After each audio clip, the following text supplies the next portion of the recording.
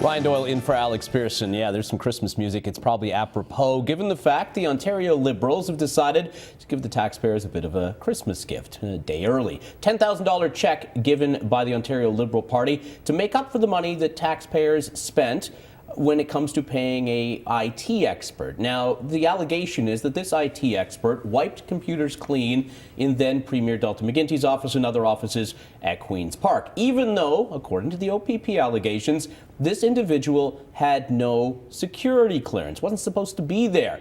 That said, the Liberals thought they would do the right thing by handing us all a $10,000 check right before Christmas. Fitting, no? Mitch Wolf is here to talk a little bit about this. Mitch, first of all, these are allegations when we talk about the police investigation. That's important to note. But why this $10,000 check?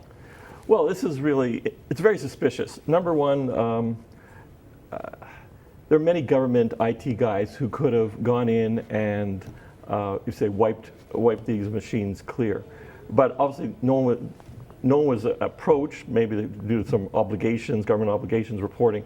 So it seems this Mr. Feist was approached by apparently his spouse, Ms. Miller, who was chief aide to Premier McGuinty at the time, to go in and to allegedly wipe these 20 computers, I think, in the Premier's office clean, and was given, I guess, passcodes and the like. Very suspicious, and it turns out that the money that he received was from a Liberal caucus fund, which is sort of taxpayer supported.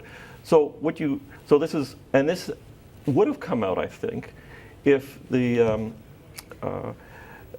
Wynne government had permitted the committees to go ahead. Yeah, that's a great point. They've closed it down. So well, Kathleen Wynne closed it down and basically said, there's nothing else to see here, folks. Let's go away because we've heard all we need to hear. But before Mr. Feist and before his now wife or fiancée, Laura Miller, were actually called to testify before this committee. We've never heard from Mr. Feist at this committee. It would be good to know, if you ask me, what this individual knew, what he didn't know, why he was given this check for $10,000, this money, this $10,000, and what he was doing there in the first place. I mean, these are questions we need answers to, no? Definitely. I mean, if the committee had been allowed to proceed and the opposition, were demanding that the Feist come, he seemed like an honest guy. He would have said what has come out. I was paid.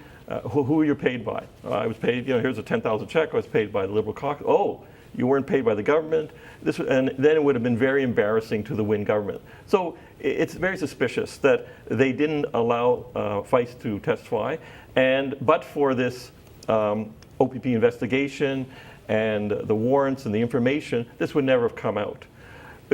So as a result of all this, it looks really bad for the government, and it's taxpayer money, which is being used for activities which are under investigation relating to matters that may or may not be criminal. As a result of that, the Wynne government said, we can't have taxpayer money related to this. We're going to pay it back. So their bar is pretty low. Well, they say, here's Kathleen Wynne's statement through her press secretary, the payment is in no way intended as a prejudgment or comment upon the findings of an ongoing police investigation.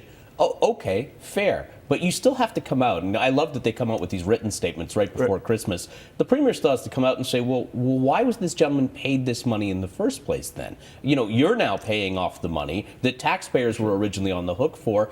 This has become a bit of a pattern with this government. Oh, definitely. Well, as I say, to continue that point, it's a pattern of behavior, and we shouldn't get caught in the weeds. I mean, this is a very low bar. Taxpayer money, which may be for matters or activities that may or may not be illegal, that's pretty bad. But remember, they're accused, alleged to, according to the Auditor General, have spent $1.1 billion on canceling these gas plants, the two gas plants. And I think that's a matter that we should look at as well, and that we should not lose sight of. If I may, just very quickly, this is the Auditor General, and it's a pattern of behavior because you see it also with Mars 2, which I'll get to. But if the Auditor General of Ontario came out, looked at the $1.1 billion money spent to cancel the gas plants, I looked at it very closely. I've written about it. I'd say about $200 million of that could have been saved by the government. What the government did was, because it's all sort of secret, quiet, just sort of like this $10,000 payment, is they want it to go away. They are more concerned not with taxpayers, but they're more concerned with their own reputation, survival, than taxpayer money, like a disrespect for taxpayers. You know, I hear you say that, and I think to myself, they have the worst reputation of any government across this country probably in the last 30 years, yet they've spent a whole lot of money trying to get that reputation to look good. You know, you can't shine you-know-what sometimes, and I think that that's what this government, that's what their mantra is, that's what their belief system is, but they're just not getting the right spit and polish going. I agree, but unless we keep on hammering and bring this up, they're going to keep on with this pattern of behavior. And again, going by the gas plant, very simple. In Mississauga, when they canceled that plant, they had a hedge fund guy who invested, I think, $65 million lending to this Mississauga plant operator. When the McGuinty government pulled the plug, this hedge fund group sued not only Mississauga plant operator, but also the government, $300 million. It was a ridiculous lawsuit, but no one knew about it. And if the McGuinty government had any sense, if they cared about taxpayer money, they would say, we're not a party to this agreement. We're not a loan. We didn't party to the agreement. We're not a guarantor. Go fly a kite, or you want to sue us, you'll be in court for years, and you might we're going to fight it. We're going to fight it, and ultimately the hedge fund group would say, okay, give us, we lent $60 million, give us $30 million, and we'll go away. Instead, the McGuinty government paid him $150 million, according to the Auditor General.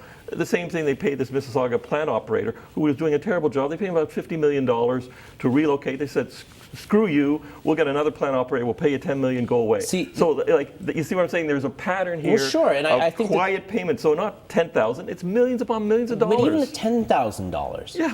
I mean, the thinking here is nothing more than this story will go away if we get taxpayers off the hook and we just take the money out of our own coffers to do this. Now, a lot of the time they've made those mistakes and tried to cover them up and tried to erase them with taxpayers' dollars, which is completely galling. But at the same time, I'm not going to wake up tomorrow morning and think, oh, well, what a great party we have running the place, running the province of Ontario. They paid off the money that they apparently gave to this guy, so all is well with the world. I'm not going to believe that. Well, obviously they won a majority, so many people in Ontario ignored it or put it aside, but it's still there. These scandals continue, the pattern behavior. If I may, I know I'm a bit jumping, but Mars 2 Tower, really, Auditor General again came out with a report. I looked at it closely, and again they said, you had a choice, Wynne government this time, you had a choice. It's a public-private deal, where it's a public asset, a building, and a private investor. Again, another American puts in $80 million. No tenancies, no rent. So of course you got Infrastructure Ontario now loaning $230 million at default. What the government could have done was saying, you're in default. We're going to foreclose. We're going to take over the building, and we're going to take this American who's saying $70 million. We're taking you out. You're done. Instead, they pay him $80 million to go away. But that is what good government would do, and this by no means is a good government. Mitch Wolfe, we appreciate it. Thank you. More of the same in the province of Ontario. I wonder if that check will bounce. Maybe. Who knows?